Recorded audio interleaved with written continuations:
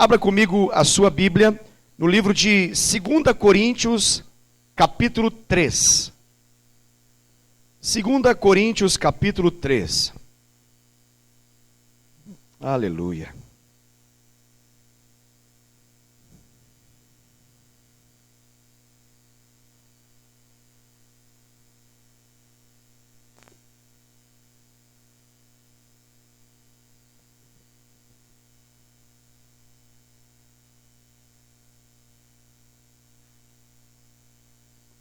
Segunda Coríntios capítulo 3, nós vamos ler do verso de número 17 até o verso 18, apenas dois versículos, 17 e 18.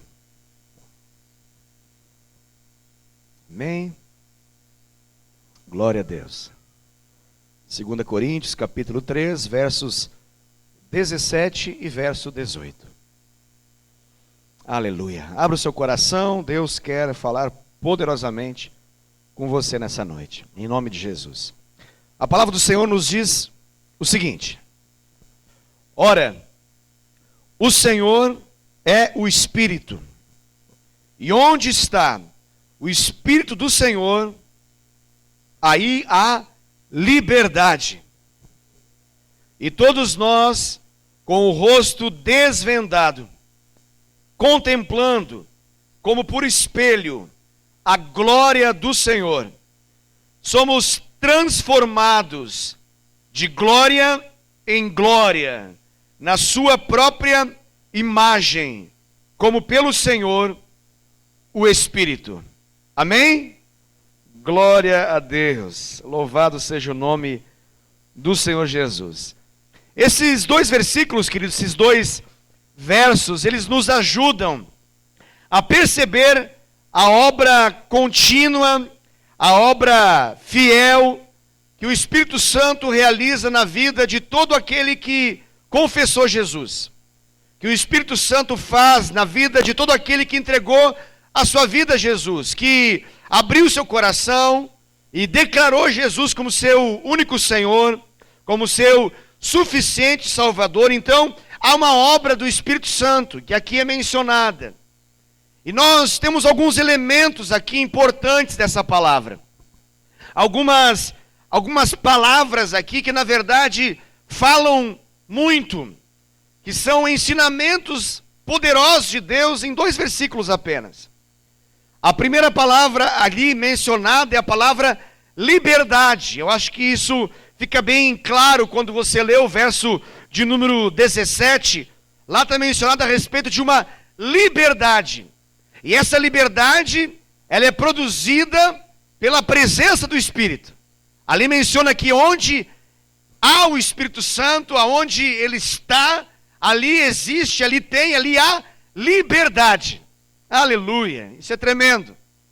Esse é o primeiro ponto aqui, que é mencionado nesses dois versículos. Depois, eu acredito que o nosso coração, a nossa mente se volta para uma outra realidade que é mencionada aqui, que é no versículo 18. Lá fala a respeito de uma realidade espiritual. Lá fala a respeito de uma venda que tapa, que oculta, que impede a visão. E ela está ali no rosto, de modo que aquele que tenta ver não consegue ver. Aquele que deseja andar segundo essa verdade não consegue, porque ele não tem ainda a capacidade de remover essa venda. Então ele está com o rosto vendado. E ali fala no versículo 18 a respeito de uma obra de Deus na nossa vida que faz com que o nosso rosto seja desvendado. O nosso rosto fica sem vendas, fica sem véu. O nosso rosto fica descoberto. Aleluia. E depois então menciona que uma vez que esse rosto ele está descoberto, ele pode contemplar. Agora os olhos que estavam tapados podem ver.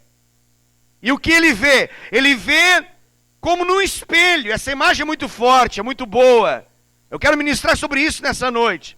Ele está vendo e ele está vendo como num espelho. Ele olha, ele está vendo uma imagem refletida. Ali menciona contemplando como por espelho.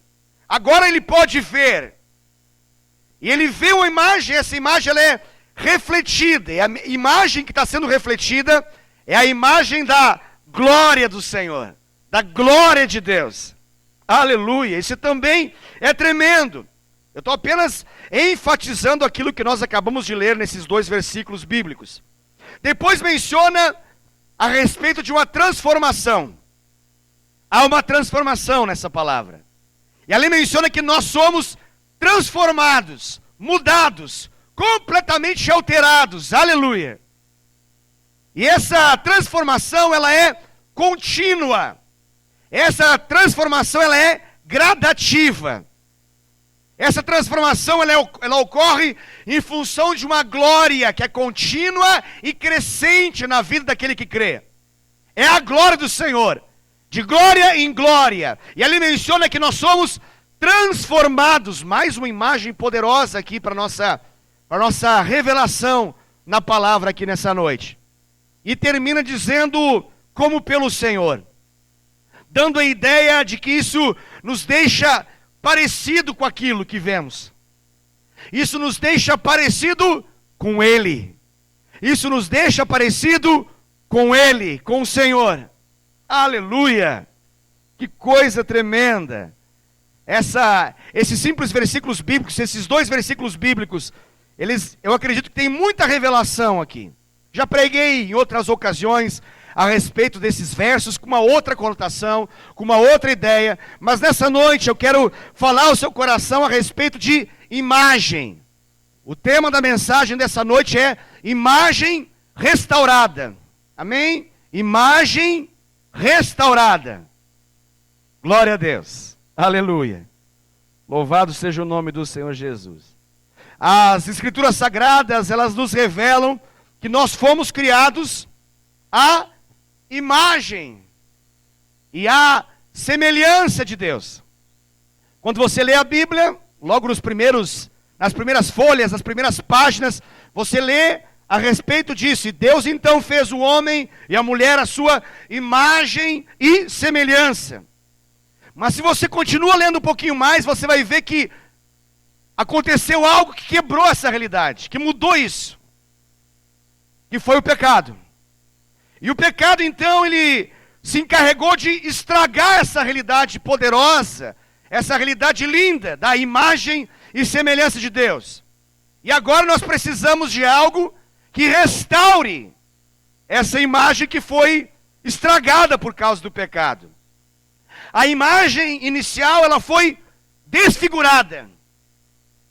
Ela já não está com a resolução perfeita. Já não dá para perceber de forma perfeita. Essa imagem precisa de uma restauração.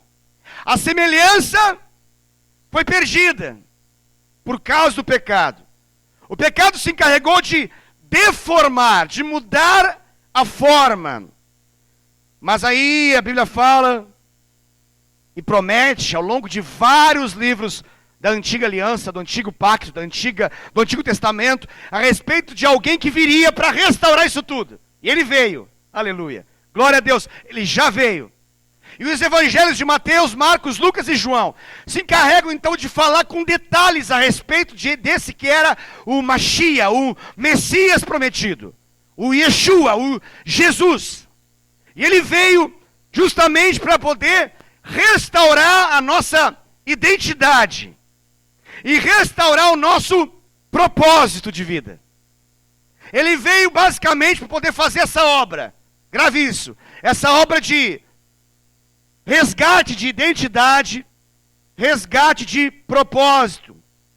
E isso acontece quando? Na medida que nós somos transformados de glória em glória, por essa obra do Senhor, nos tornando a imagem e semelhança dele.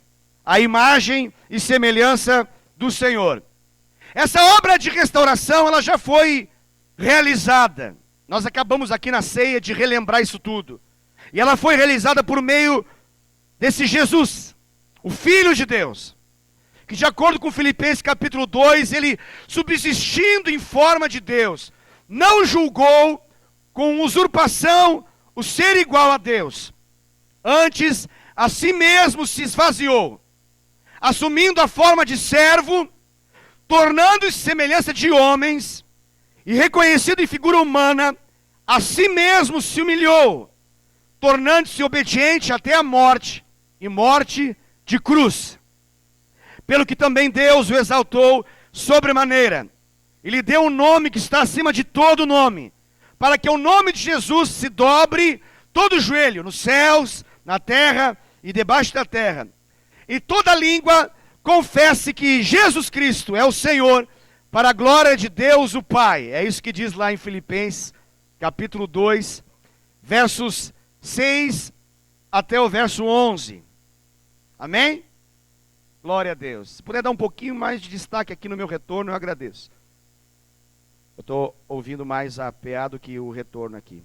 Um pouquinho mais, agora sim. Obrigado, queridos. Glória a Deus, vocês são bênção. Ontem nós estávamos lá em Cosmópolis, cerca de umas 60 pessoas aqui, juntamente comigo, participamos desse seminário de líderes. Foi um tempo muito poderoso, muito abençoado. Os irmãos que estavam lá e estão aqui também hoje, podem confirmar isso. Tem alguns irmãos que estavam ontem lá. Aleluia, glória a Deus. Foi um tempo muito bom. Lá em Cosmópolis nós tivemos então nosso seminário de líderes e falamos sobre o tema administração e avivamento. Olha que coisa interessante. E foi uma bênção, uma grande bênção. Nesse intervalo de tempo, a Dai, ela ficou em função de que nós recebemos visitas internacionais. Ela tem uma prima, não sei exatamente se ela está aqui agora, deve estar lá embaixo, que é a Raquel, e ela mora, trabalha, ela é professora universitária de, sei lá, como explico isso tudo, ela é PhD especificamente numa área de patologias e dá aula numa universidade lá do Texas. Então ela veio e ela trouxe o seu filho e eles juntos aproveitaram esse tempo para poder fazer algumas coisas. Dentre as coisas que eles fizeram, eles decidiram ir no cinema. E como as crianças estavam reunidas, e a Gessé é a primeira vez que foi no cinema, então buscaram um filme mais apropriado possível para que as crianças pudessem gostar, curtir, e eles foram lá. E por incrível que possa parecer, o Gessé mandou bem, em quase 2 horas de filme, ele mandou bem, prestou atenção. Nós perguntamos algumas coisas sobre o filme depois, e ele interpretou muito. Eu perguntei como é que era o leão, ele... Então ele realmente entendeu. Foi uma bênção. E hoje de manhã, nós tivemos um momento então, porque eu passei o dia, ou melhor, a tarde e noite de ontem fora de casa, e quando eu cheguei em casa, eles já estavam dormindo. Então hoje de manhã que nós conversamos um pouquinho, e o Eliel e o Gessé, e também o Theo, que é o priminho, que está aqui, filho da Raquel, eles estavam falando para mim, me falando a respeito do filme que viram ontem, né? E o filme é um clássico, eu acredito que, se não todos, a grande maioria já viu em algum momento, que é o clássico do Walt Disney, que é justamente o filme O Rei Leão. Todos aqui já viram o Rei Leão? Acho que todos, né? Não esse Rei Leão que eu estou falando, esse aí é um remake, né? Isso aí é uma releitura, foi refeito. Eu estou falando do Rei Leão clássico. Aqueles que viveram na década de 90, eu sei que é século passado, e essas coisas é difícil de relembrar, mas tem alguns dentre nós que viveram no século passado, né? São seculares aí já, né? Não no sentido espiritual da palavra, mas em termos de idade, já faz bastante tempo de vida. Então, é possível que em meados de 1994 você tenha ficado impactado, gostado muito e tenha talvez até ido ao cinema, se não um pouquinho depois, em algum momento, que foi projetado nas televisões, ou melhor, nos canais abertos, para que todos pudessem ver, você possivelmente viu esse filme chamado O Rei Leão.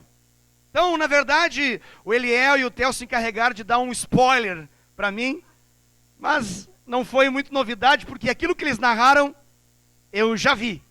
Só que eu vi na animação. Eles viram nessa nova tendência que está acontecendo muito agora, desse live action, que é a ideia de uma ação em movimento, colocada não apenas por meio de animação, mas por meio de atores, às vezes humanos, e no caso específico ali, não humanos, e sim os animais. E então eles mencionaram algumas partes desse filme, e inevitavelmente eu relembrei dos meus 11 anos de idade, porque eu nasci em 1983, então em 1994 eu tinha 11 anos de idade, quando eu tive um momento nostálgico enquanto eles falavam a respeito de algumas cenas desse filme.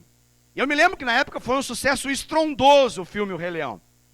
Eu me lembro que por muitos anos o Walt Disney colocou o filme O Rei Leão como sendo um dos maiores bilheterias. Há pouco tempo atrás isso já foi superado por alguns outros filmes, e o Walt Disney já fez parcerias com outras grandes marcas, mas até pouco tempo esse filme, o The Lion King, O Rei Leão, ele estava entre os maiores, na verdade a segunda maior bilheteria de todos os tempos de animação produzida pela Walt Disney.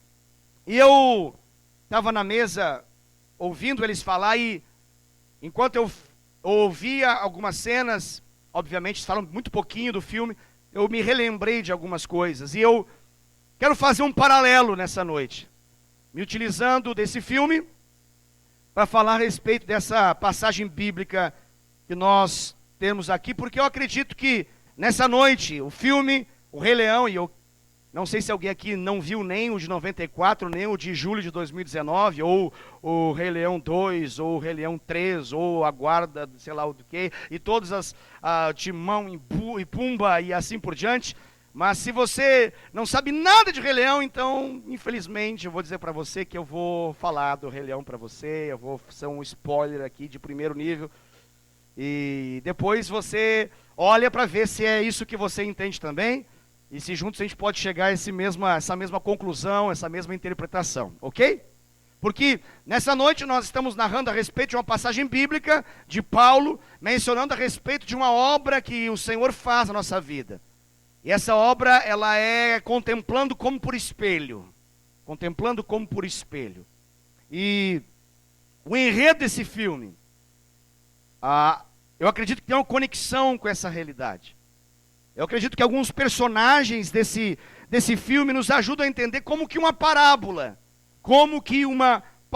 Obviamente, eu sei que algumas pessoas muito espirituais aqui nessa noite talvez fiquem pensando, meu Deus, o pastor vai fazer associação do Rei Leão com Bíblia, isso não vai dar certo, isso não é de Deus. Eu já quero antecipar para você que eu acredito muito, fica tranquilo que o Walt Disney e os seus diretores, eles não se converteram, fica tranquilo, eu não acredito que o Walt Disney produz filmes cristãos, evangélicos. Então eu não estou dizendo para você que o filme The Lion King, ele é um filme gospel, ele é um filme evangélico, não me entenda mal, muito pelo contrário. Na verdade, há uma tradição de Walt Disney de produzir filmes com conteúdo esotérico, animista, espírita, voodooísta, com conteúdo panteísta, com conteúdo de feitiçaria e até mesmo de bruxaria, wicca e até mesmo de satanismo. Aí você pensa, meu Deus do céu, então não fala mais esse nome, pastor. Não, eu quero trazer um paralelo para você. Eu sei que você é inteligente, e nós vamos falar uma linguagem para trazer paralelos a respeito dessa realidade, porque eu acredito que existem alguns elementos desse filme que ontem, ou melhor, nessa manhã, foram resgatados, enquanto eu ouvia o Eliel e o Theo mencionar algumas cenas desse filme, que me fizeram relembrar um pouco da história. Então, se você não viu, perdoe-me, mas eu vou narrar.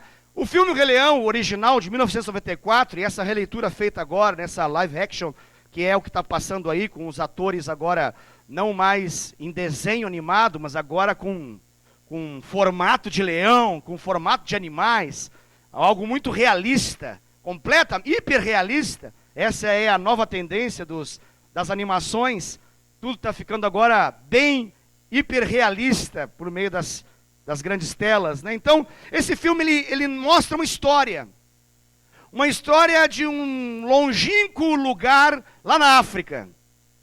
E esse lugar ele é liderado por um rei. Esse lugar tem um rei. É uma grande selva que aonde o sol toca tudo, ela abrange. É o grande reinado de um rei e de uma rainha, seus nomes são Mufasa, e ele tem ao seu lado a rainha Sarabi. E eles então, depois de uma certa trama no filme, eles têm um filhote. Eles têm então um príncipe, herdeiro, que é o Simba. Sabia que você ia acertar. Então, o nascimento do Simba, filho de Mufasa, com a Sarabi, gerou uma enorme inveja, e uma preocupação extrema, e um ressentimento imediato, na medida que o Simba nasce. Surge um personagem malévolo, extremamente mau, e ele agora passa uma boa parte dessa trama com uma única intenção, a intenção de roubar, matar e destruir.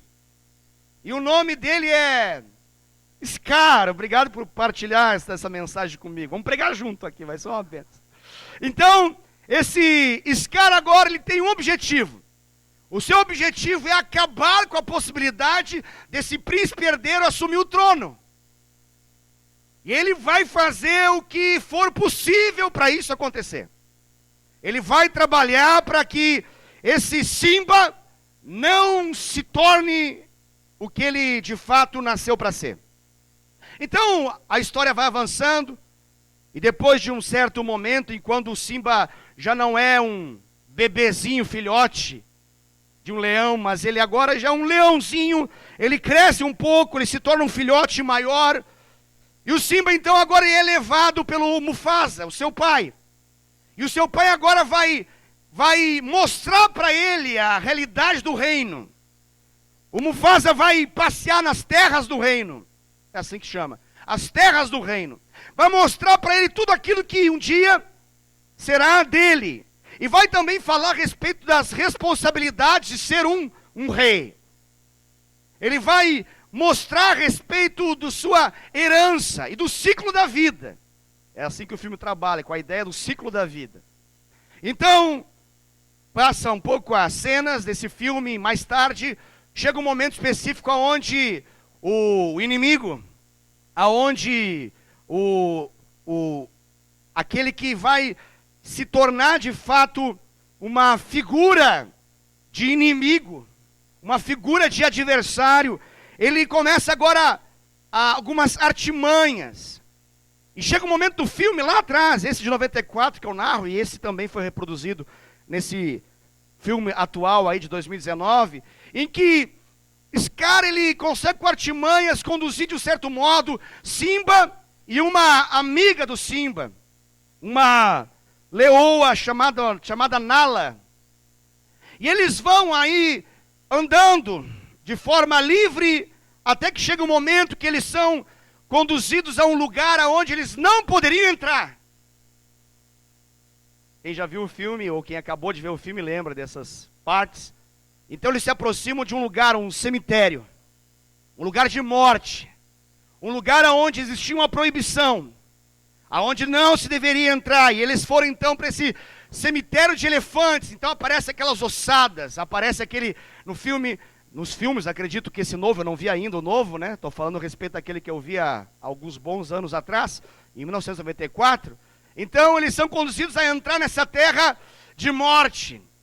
E quando eles chegam lá, eles são agora alvos e presas fáceis das hienas. Surgem as hienas então nessa história. Lá nesse cemitério, as hienas vão atacá-los. E tem um pássaro no filme chamado Zazu, que ele se encarrega de falar para eles que eles não deveriam estar lá, e se encarrega de avisar o pai, que é o Mufasa, de que Simba está no lugar onde não deveria estar. Então acontece um momento de resgate poderoso. E agora então Mufasa vai e consegue tirar Simba, Nala também, obviamente, desse cemitério, esse lugar de morte dos elefantes. Só que nesse processo de Mufasa aparecer junto às hienas e arrancar Simba, que seria comida das hienas, isso gera um tumulto entre as hienas. E as hienas agora elas querem vingança. E elas vão se unir com quem? elas vão se unir com o inimigo, o arquirrival. Elas vão agora ser servas desse arquirrival.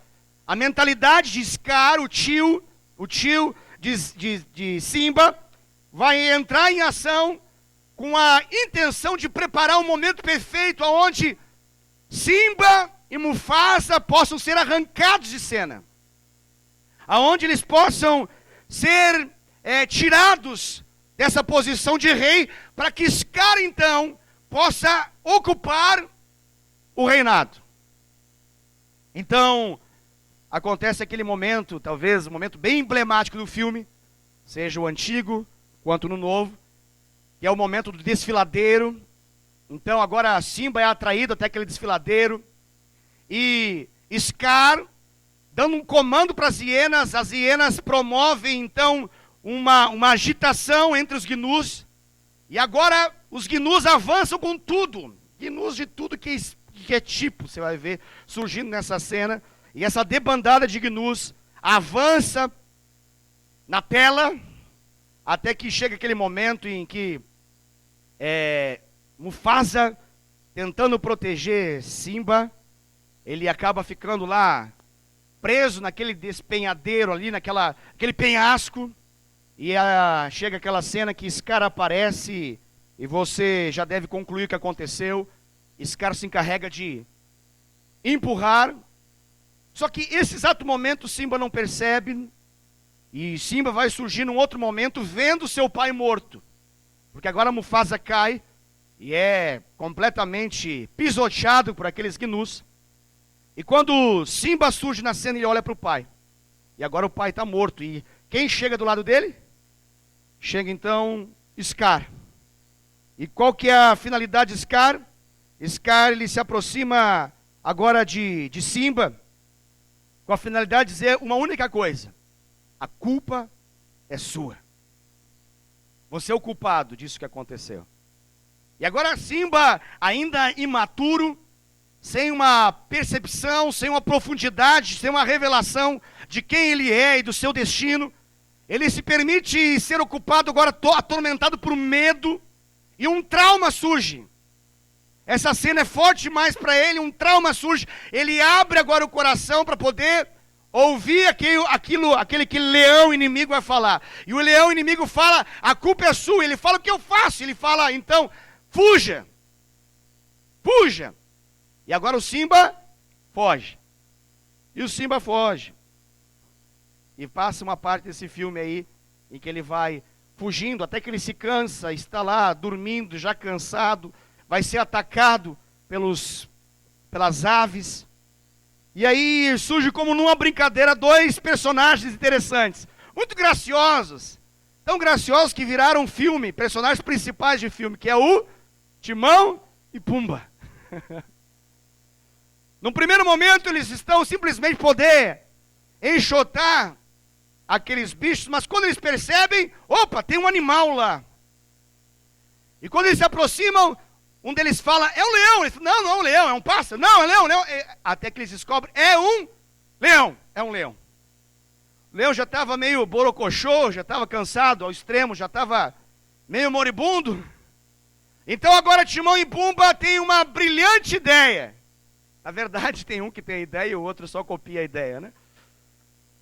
É engraçado essa parte da narrativa. Timão e Pumba é um porco, javali ou alguma coisa assim, e um suricate ou um suricato. E eles entram nessa cena, e essa cena agora vai trazer toda uma ideia muito interessante, porque é uma cena muito legal, em que ambos estão conversando e pensando: e agora? Ele vai nos comer. Não! Vamos fugir! Não, não! Quem sabe a gente convence ele de que ele não é o que ele é. Olha que legal.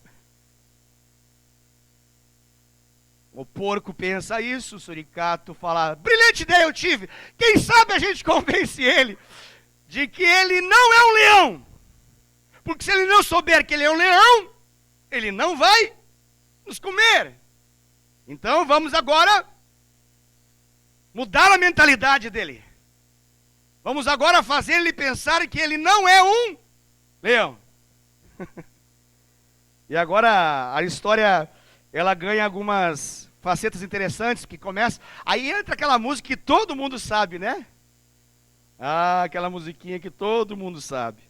Dá até para cantar, né? Para poder, quem não sabe, saber. Que é assim: os seus problemas você deve esquecer. O quê? Isso é viver. É aprender o quê? Hakuna Matata. Pois é. É só para enfatizar, para todo mundo saber o quanto que a gente olha esses negócios nesse filme mesmo, né? A gente olha e conhece mesmo, até a musiquinha. É emblemático esse negócio, está aqui dentro, né?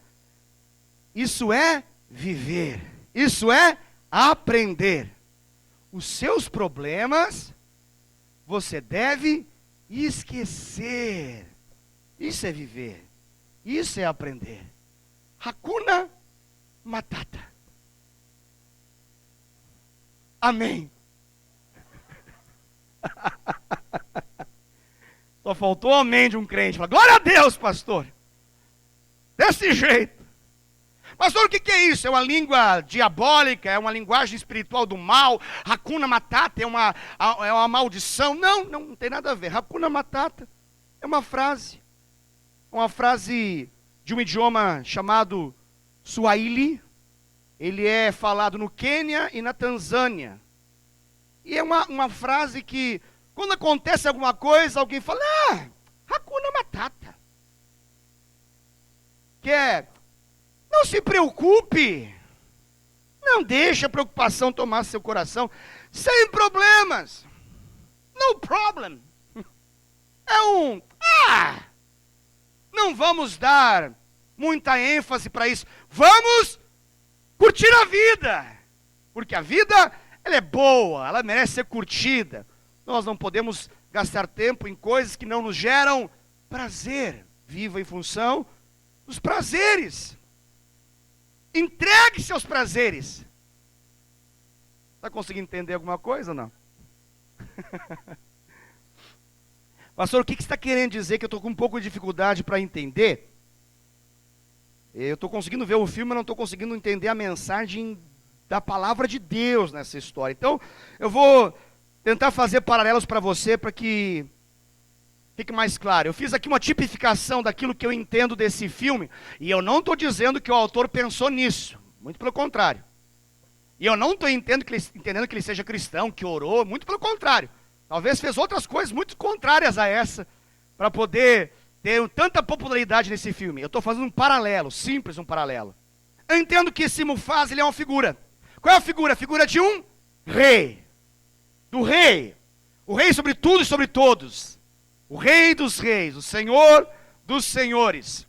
Eu entendo que o Scar, como já dito, ele é uma figura. Ele é um tipo, ele é uma figura do quê? Ele é uma figura do inimigo, do arquirrival, do adversário, do assassino, do mentiroso. Daquele que de forma sorrateira se aproxima, sugere realidades que são promovidas e mantidas por meio do engano, da mentira. Ele é uma figura de quem? Do diabo. Ele é uma figura do nosso adversário. Ele é uma figura de Satanás. Quem é Timão e Pumba? Esses personagens tão legais, pastor. Quem que são eles? Eita, alguém até falou Espírito Santo. Jesus. Fico imaginando o Espírito Santo cantando Hakuna Matata. Não tem nada a ver com o Espírito Santo. Timão e Pumba são aqueles que nos convidam a nós não percebermos quem somos e nos atraem para os prazeres desse mundo. Timão e Pumba, eles são aqui personagens que nos atraem ao hedonismo, ao prazer. O que importa é ter prazer, mesmo que a gente faça coisas que nós não nascemos para fazer. Timão e Pumba são aqueles que se aproximam de nós para nos colocar para cima, mesmo que a gente seja colocado para baixo. São aqueles que se aproximam para poder entorpecer as nossas emoções com coisas que nos parecem muito boas no primeiro momento, mas que nos colocam longe do propósito e da identidade que realmente temos em Deus. Timão e Pumba são os engraçadinhos, que conseguem de um modo gracioso, mas infernal, nos tirar daquilo que nós fomos chamados a ser e viver. Talvez até cantarolem, até cantem músicas para nós, tão legais, que de tão bem elaboradas sejam impregnadas, e a gente começa a Timão e Pumba, e entrar em Hakuna Matata, e começar a cantar tudo isso.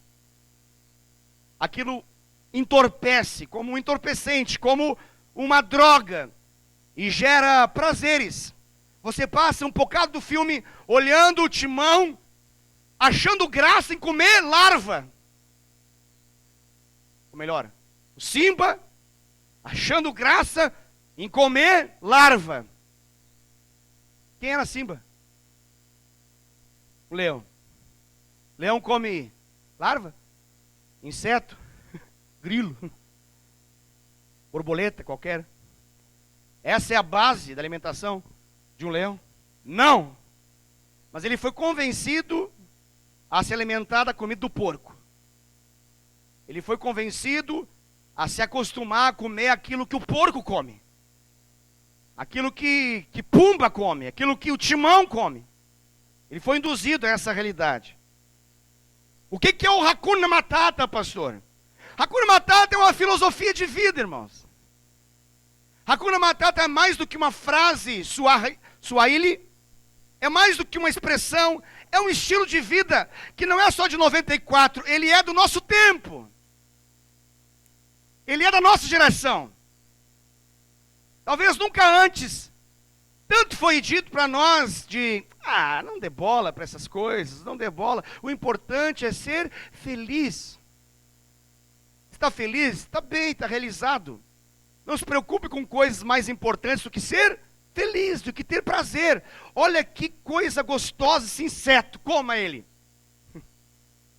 Olha que coisa linda essa larva, suculenta. Olha, ela é gorda, ela é linda, é formosa. Olha, que coisa gostosa, um leão comendo larva. Você consegue entender? Essa é a realidade desse Hakuna Matata, uma filosofia do prazer. Tempo hedonista, prazer pelo prazer, não importa. Se a gente está cumprindo o propósito, se a gente está vivendo segundo aquilo que a gente nasceu para viver, se essa é a nossa identidade, não importa. O importante é Hakuna Matata. Seus problemas você deve esquecer. Por quê? Porque isso é viver. Tem que viver. Viva a vida é bela, a vida é boa. E o que importa é ter prazer. Essa é a filosofia Hakuna Matata. Até que surge então um personagem. Um personagem interessante, que é o Rafiki. Quem é o Rafiki? É um mandril, é um macaco. Uma aparência de beduíno, mas é um mandril, é um macaco. E esse macaco, ele surge ali como sendo uma figura profética. Ele é um profeta dos antigos. Talvez um pastor dos antigos, carregando cajado antigo. O filme agora tem uma faceta legal. Todo mundo deve lembrar e ficar surpreso quando de repente ele pega aquele cajado e pá! Porque ele entra na história como uma figura enigmática. Alguns que são apaixonados pelo cinema tentam identificar quanto tempo de vida tem Rafiki, quando nasceu, onde morreu, eles não sabem dizer.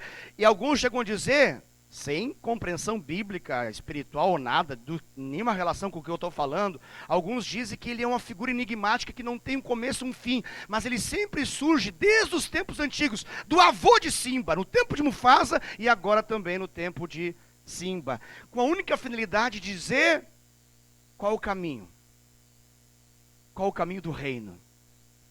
Ele se encarrega de entrar em momentos específicos para poder apontar a verdade. Rafiki é alguém que entra para poder dizer, está errado.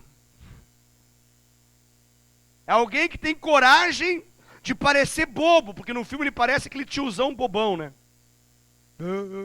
Ele fica meio aéreo.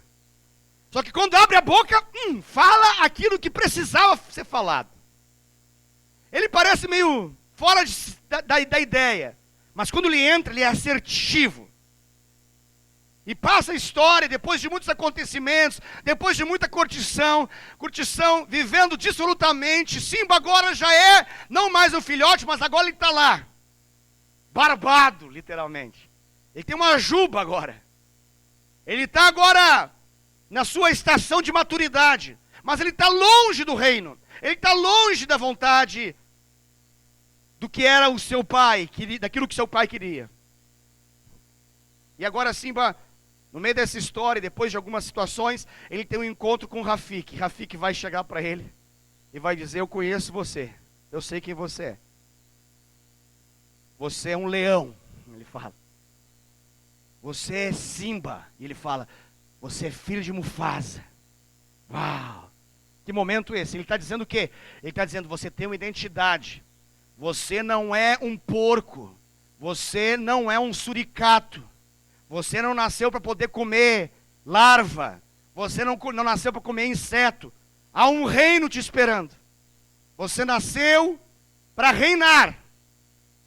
E quando ele fala isso, o Simba recupera o seu trauma. E agora ele está lá, falando: não. E ele fala: Mufasa morreu. Meu pai morreu. Dizendo: não tem esperança, eu sou ruim que dói, eu não presto, eu não sou bom para isso, eu não posso ocupar isso, eu não tenho o que fazer, eu tenho que me conformar com essa vida, eu tenho que me conformar com esses prazeres aqui. E aí então surge o cajado. Pá! Rafiki dá uma cajadada na cabeça de Simba. E aí então Simba, aí ele fala: você é um leão. Agora o leão ressurge. Ele volta a urrar. E depois desse acontecimento, Rafiki ele fala para Simba: seu pai está vivo. E a cena avança e agora o Simba está se aproximando de uma lagoa, de um riacho, de um rio, de uma água ali. Uma lagoa. Água parada. E quando ele se aproxima, diante de tudo aquilo que já tinha sido ministrado, ele olha e ele vê uma imagem. Porque agora já não é um filhote, agora ele já não é um menino, agora ele é adulto, ele é alguém que alcançou a varonilidade. E quando ele olha, a referência que vem imediata é evocada ali. E aí tem toda uma questão Walt Disney nisso, que eu não vou entrar. Mas nesse exato momento, a imagem do pai, a imagem do rei, ela é estampada. E aquela água se torna um espelho para ele. Espelho para ele. E como por um espelho, ele é transformado. A imagem dele. E essa cena emblemática muda a trajetória total do filme. Porque agora, uma vez que ele tem essa revelação, fruto daquela palavra recebida de Rafiki, ele agora volta ao lugar da onde ele não deveria ter saído, para assumir aquilo que ele deveria estar vivendo, para reassumir, fruto de uma restauração da sua imagem. Uma vez que a imagem dele foi restaurada, ele volta agora para reinar. Não reinar como alguém que manda e comanda, mas alguém que serve, porque o que Rafiki fala é: tem um reino te esperando. A ideia não é ter um monte de gente querendo ser acabrestado, não. Ele está dizendo o seguinte: ó, tem um monte de gente esperando um reino verdadeiro, bom, justo. Porque quem está lá é um impostor, um corrupto. Quem está reinando é um mentiroso, um assassino. E enquanto você não assume isso, todos os animais dessa selva estão com um gemido inexprimível. Tem um clamor no seu coração, um desespero, um anseio pela manifestação de quem você é. Consegue fazer paralelo com o que eu estou falando, sim ou não?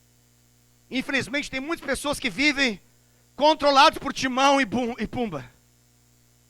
Muitas pessoas vivem fascinados por aquilo que os prazeres desse mundo ministram a elas. E elas ficam muito tempo nesse lugar. Muito tempo nesse lugar. E elas precisam de um Rafik.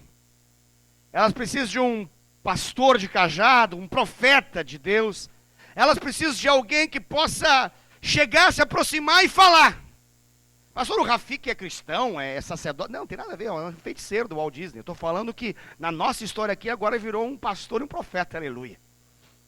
O meu Rafik aqui é cheio do Espírito Santo. O meu Rafik aqui, ele tem um cajado apostólico, ele tem um cajado que estabelece. Ele é um profeta de Deus, ele estabelece identidade e destino. Ele é um pastor, ele cuida em dias maus, protege de toda a realidade demoníaca que está à volta. E ele surge na cena para poder dizer: eu sei quem você é. Ele fala: você não é isso que você está vivendo. Você não nasceu para ficar rastejando e buscando alimento em parasitas aí do chão. Você não nasceu para poder ficar raspando com a sua pata alguma árvore para poder sair uma larva e você comer. Você não nasceu para poder agora ficar comendo borboleta, inseto ou qualquer outra coisa, formiga. Você não é isso. Eu sei que você é. Você é filho. Ele chega e fala isso. Você é filho. Você não é qualquer coisa. Você é filho. João capítulo 1, verso 12 fala...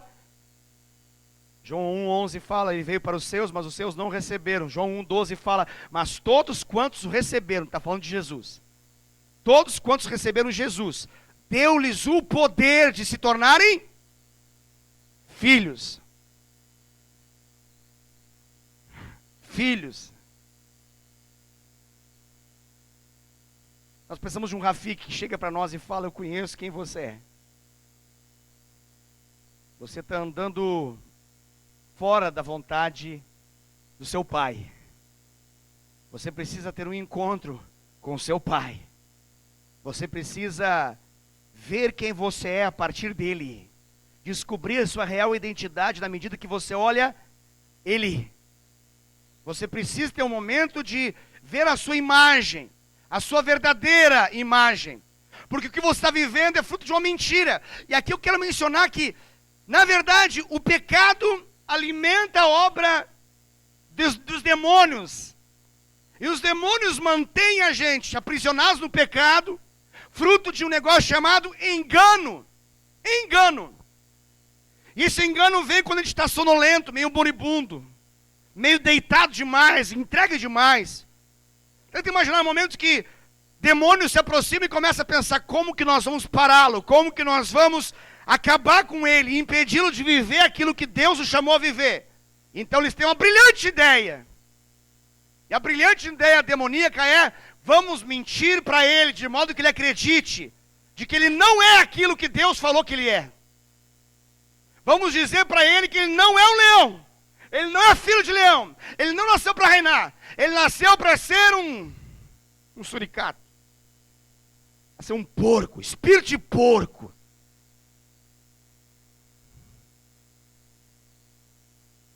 Aí nós precisamos de um Rafik, que numa paulada nos acorde. Fala: eita! A gente fica: opa! E leve um susto com o nosso próprio urro. Eita! Não é que eu urrei? Não é que deu um brado aqui diferente? Não é um bradinho de um bichinho qualquer, mas é um brado do rei da selva. É um urro de alguém que tem autoridade. Nós precisamos disso. A história que nós lemos, o apóstolo Paulo, ele fala aos Coríntios a respeito dessa realidade. Ele diz: ó, aonde o Senhor está, aonde o Espírito Santo está, ali há liberdade. Nós precisamos de libertação.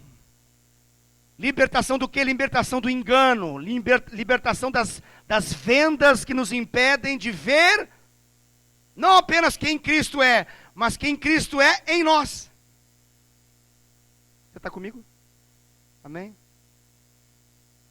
nós precisamos que o nosso rosto seja desvendado. E a Bíblia fala nos versículos anteriores que quem conhece a Cristo, o véu é removido. Aleluia. Quem conhece de verdade a Cristo, o véu é removido. Conhecimento na Bíblia não é versículo bíblico que se conhece com a cabeça. Conhecimento na Bíblia é intimidade. Conhecimento na Bíblia é intimidade. Conhecer verdade não é uma verdade filosófica. Verdade na Bíblia não é uma realidade abstrata, subjetiva. Verdade na Bíblia não é um elemento filosófico.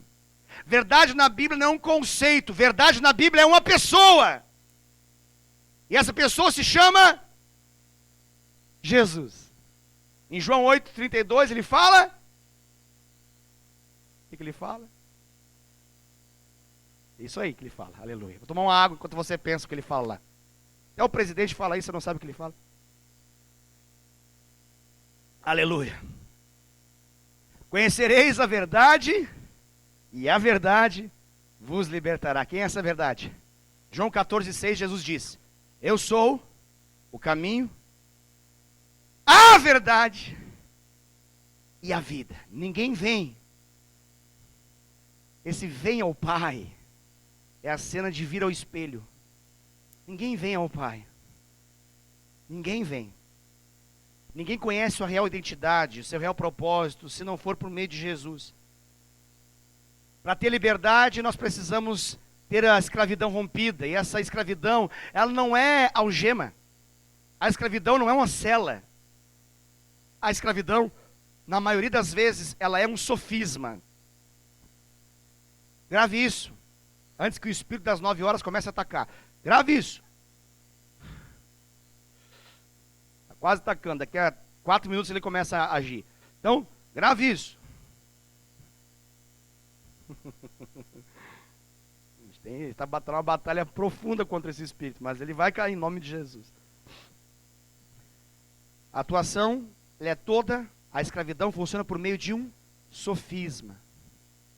O apóstolo Paulo fala em Romanos capítulo 12, verso 1, portanto, irmãos, rogo-vos, pois, pelas misericórdias de Deus, que apresenteis o vosso corpo por sacrifício vivo, santo e agradável, que é o vosso culto racional. Versículo 2, ele fala, e não vos conformeis com este século, mas transformai-vos pela renovação da vossa mente, para que experimenteis qual seja a boa, perfeita e agradável vontade de Deus. O que acontece no versículo 2 é metanoia. É a noia na meta. Metanoia. É a mudança na cabeça, na mentalidade. A mudança na mente, uma mudança de paradigma, de visão, de objetivo, de maneira de ver e viver. Impressionante que no filme você percebe um Simba que gasta uma boa parte do filme vivendo algo que não é aquilo que ele nasceu para viver. Enquanto isso tem um reino lá prostrado diante de um inimigo mau, dominando.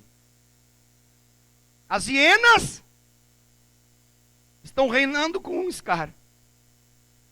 Tem ideia disso? A representação dessa analogia que eu estou fazendo? Scar assume o trono de forma maldosa, sorrateira, e ele bota as hienas no seu ministério. As hienas agora estão ministrando a toda a fauna em meio à selva. Você consegue entender essa realidade espiritual? Enquanto isso, nós temos o personagem principal, Simba, vivendo o que não nasceu para viver. Controlado por um estilo de vida, uma filosofia que entrou na sua mente chamada Hakuna Matata. Hakuna Matata. Isso é viver. É aprender. Os seus problemas você deve esquecer. Até que chega Rafiki. Pá! Acorda. Desperta tu que dormes. Desperta tu que dormes. Estou batendo bem às 9 para poder pegar mesmo. Desperta tu que dormes. E Cristo te iluminará. Amém? Cristo te iluminará. O Senhor está aqui para poder iluminar o seu entendimento, fazendo você ver como por espelho a glória de Deus. E essa glória sobre a sua vida, de glória em glória, te transforma, a sua própria imagem E na medida que você faz isso, sabe o que acontece? Volta a chover. Sabe o que acontece? O reino volta a ter vida. As hienas, elas vão ter que ir procurar o lugar delas. O Scar, ele vai ter que ser combatido e vai ter que ser derrotado. E nós vamos assumir a nossa posição. Pastor, assumir a nossa posição de reinar em Cristo, como diz a Bíblia, é dominar sobre os outros, é isso? Não, é servir aos outros. De modo que todos à nossa volta possam experimentar o propósito pelo qual nasceram para viver. Reinar não é dominação, não é acabrestar, não é assenhoramento. O reinar aqui é a restauração completa da cena original. É a restauração do reinado verdadeiro, bom, justo, maravilhoso. De modo que a alegria é restaurada. E os sonhos podem voltar a acontecer. E o ciclo da vida, não da morte, o ciclo da vida pode ser restaurado. Amém? Vamos ficar de pé e vamos louvar o Senhor por essa mensagem